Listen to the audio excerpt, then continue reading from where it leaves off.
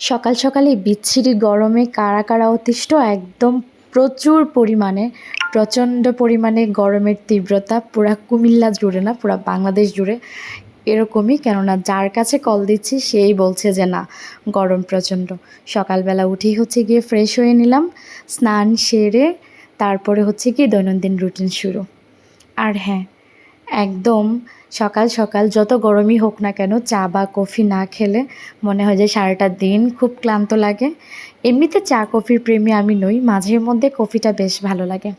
যখনই খুব বেশি খারাপ লাগে, ক্লান্ততা বোধ করি, তখন হচ্ছে গিয়ে কফিটা বেশ জমে যায়।